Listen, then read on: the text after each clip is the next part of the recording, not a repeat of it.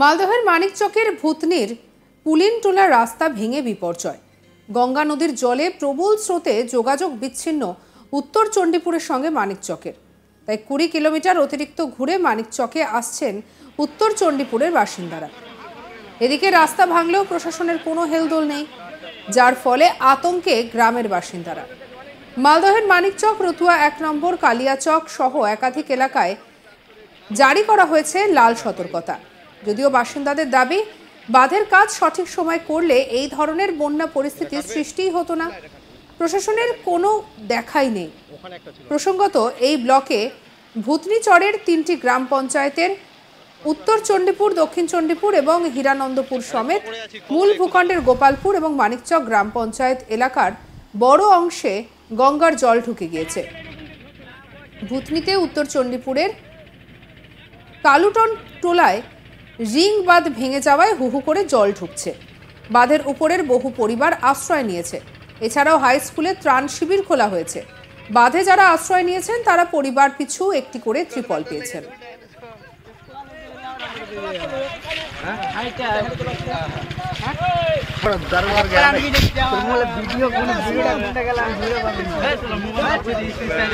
Motorcycle যাচ্ছে ওপার, motorcycle নিচে যাচ্ছে।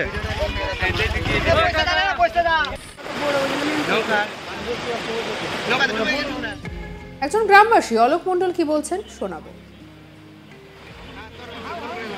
এই অবস্থাটা গতকালকে সকাল 8টা থেকে শুরু করে আজ পর্যন্ত আপনারা দেখতেই পাচ্ছেন যে এর অবস্থা খুব ভয়াবহ অবস্থা। এটা মোত্রাপুর যাওয়ার রাস্তা এবং আমাদের উত্তর চণ্ডীপুর যাওয়ার রাস্তা, এটা আমরা সম্পূর্ণভাবে ভূতনিবাসী একদম বিচ্ছিন্ন হয়ে গেছি।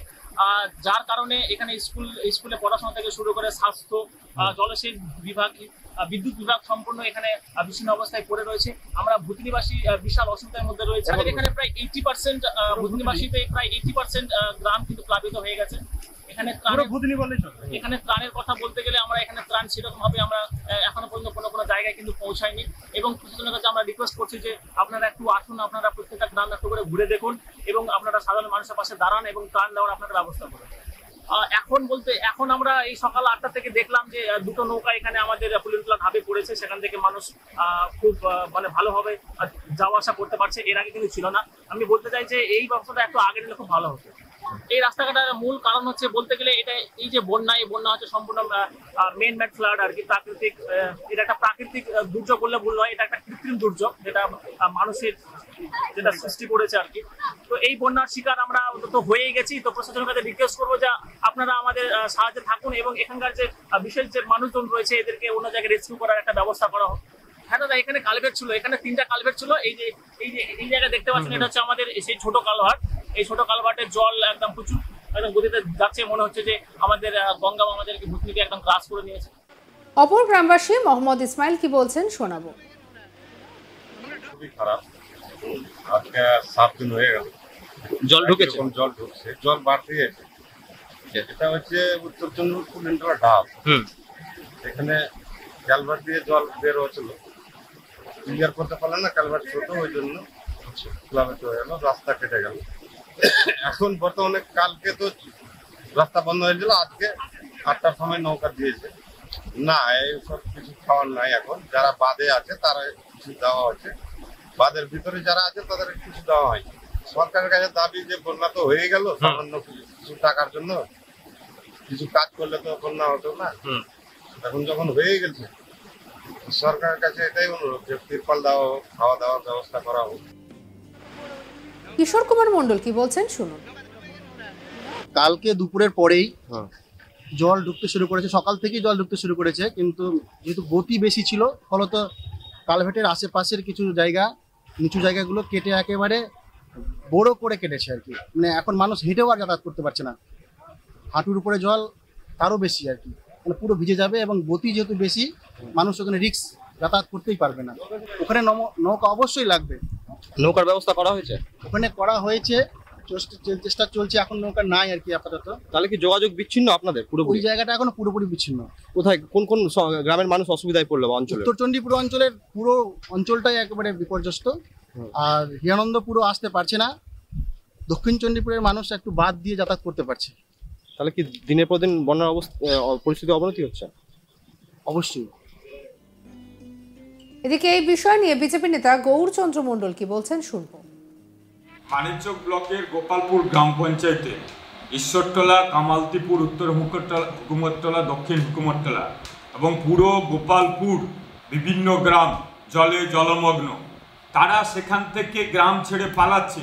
তাদের না আছে স্থায়ী বসবাস করার জায়গা, স্থায়ী বাসস্থানের জায়গা করছে না এই সরকার, এবং সঠিকভাবে পর্যাপ্ত পরিমাণে ত্রাণ পৌঁছাচ্ছে না। শুকনো খাবার দিয়েছে চিড়াগুড়, সেখানেও চিড়াগুড় খেয়ে আর কদিন চলে মানুষের। অর্থাৎ ব্লক প্রশাসন নির্বিকার। এই সরকার পিসি ভাইপোর তোলামূল দুর্নীতিবাজ সরকার মানুষের নিরাপত্তা দিতে ব্যর্থ, সেই রকমের ত্রাণ দিতে ব্যর্থ এবং তাদের উপযুক্ত বসবাস। আর এদিকে তৃণমূল নেত্রী সাবিত্রী মিত্রের বক্তব্য শুনুন। প্রায় আমরা 10,000-এর বেশি কার্ড আমাদের জেলা সমাহর্তা বিডি সাহেব টোটালটা আমাদের দিয়ে দিচ্ছেন মানুষের। তাছাড়াও আজকে যদি মেম্বার যদি মনে করেন না, কোনো যদি মানুষ মনে করেন যার বাড়িটা ঢুকছে তাকেই দাও, কিন্তু এখানে যদি কেউ ভাগাভাগি করতে যায় তাহলে যদি মিসইউজ হয় তাহলে মানুষের অসুবিধা হবে। খবরদার, এটা করা চলবে না। সবাইকে নিয়ে ত্রাণ দাও, আমাদের অসুবিধা হবে। এ নিয়ে আমাদের কলিগ মিল্টন পালের রিপোর্ট দেখাবো। মালদার মানিকচকের ভুতনি এলাকা, সেইখানে যে গঙ্গা রয়েছে সেই গঙ্গার জল ইতিমধ্যেই বৃদ্ধি পেতে শুরু করেছে, আর যার ফলে গত দুদিন ধরেই মালদার গঙ্গাতে জারি হয়েছে লাল সতর্কতা। পাশাপাশি ফুলহার নদীতেও বাড়ছে জল। ইতিমধ্যেই এই গঙ্গা নদীর জল বৃদ্ধির ফলেই যে গঙ্গার তীরবর্তী এলাকা এবং পাশে যে গ্রামগুলো রয়েছে বেশ কয়েকটি গ্রামে জল ঢুকতে শুরু করেছে। ইতিমধ্যেই এই জলের তরে ভেসে গেছে গ্রামের রাস্তা, যার ফলে যোগাযোগ ব্যবস্থাও বিচ্ছিন্ন হয়েছে। ইতিমধ্যেই সেই জায়গাতে প্রশাসন পৌঁছে তাদেরকে কিছুটা উদ্ধার করতে পেরেছে, তবে বেশিরভাগ গ্রামই রয়েছে এখন জলের তলায়। যেরকম যোগাযোগ বিচ্ছিন্ন হয়েছে তেমনি সেখানে মানুষের জনজীবন ব্যাহত হচ্ছে।